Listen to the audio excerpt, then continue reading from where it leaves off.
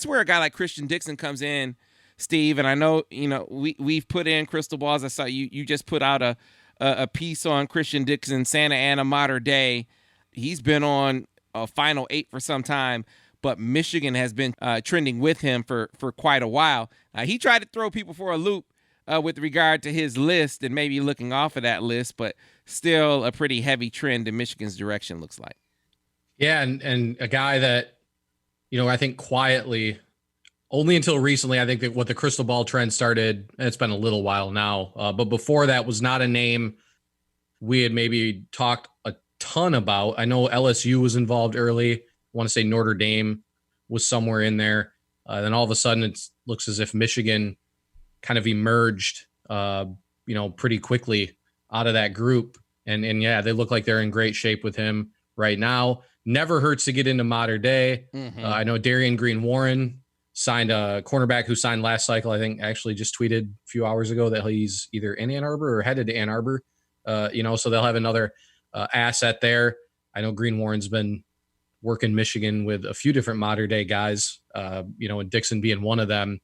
So, yeah, Dixon and the other guy I think we're going to talk about with Jaden Thomas was fascinating that their measurables and times are like almost identical in a lot of different ways. They're very similar receivers. Kind of took me back to, our own Barton Simmons talked with Josh Gaddis this week in a I think it's like Evaluation U is the name of the series, where they kind of talk about how different coaches evaluate guys.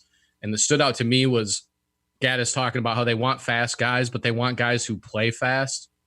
So maybe the times can be a little not deceiving, but a guy who doesn't time maybe at the 99th percentile isn't necessarily mean that he's not one of the fastest guys on the field.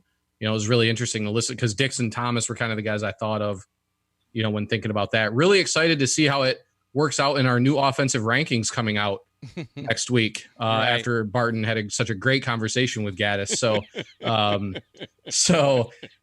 But yeah, Dixon, things look pretty good right there. Yeah. And, I agree though. You see that other schools are starting to fill up because they're saying, hey, the boat's going to be full here pretty soon. Yeah, I think if you're Michigan, knowing that you probably we think they want to take probably around 4 if they can, you'd like to at least add another guy to Allen before the season starts. Because like you said, if you start to expand the board, then things get a little dicey. Right. I feel like when you're maybe going after guys or evaluating guys who, didn't do anything all summer. You didn't get to see them at all this summer or during the spring. So, I think Dixon may be that guy, the most likely in that regard to join the fold before the season starts. Yeah, I'm right there with you. I think that's the focus. Michigan they are pretty.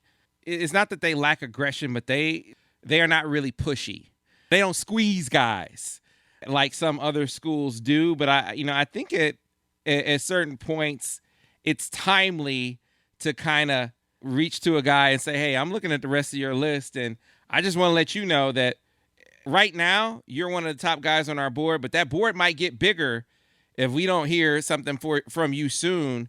And I think that's kind of the deal with a guy like Cristian Dixon, who they are obviously very high on. One of the interesting things, you mentioned the rankings, Steve, one of the interesting things with Cristian Dixon is, if it's just measurables alone, I think that our guys view him as, this guy, he's big, he's strong, he's athletic.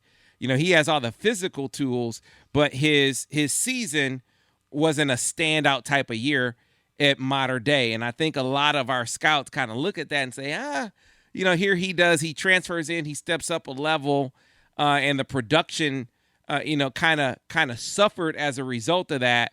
They want to look to his senior season and see, does the year of, getting acclimated, does that allow his production to increase? But I think Michigan, for sure, is convinced that already, that last year was nothing but a transition year.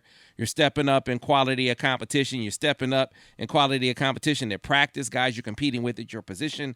All of those things can be limiting factors for a guy. But I think a few things that they really like, in addition to the size, the strength, the athleticism, I think they like how well he's connected with Josh Gaddis.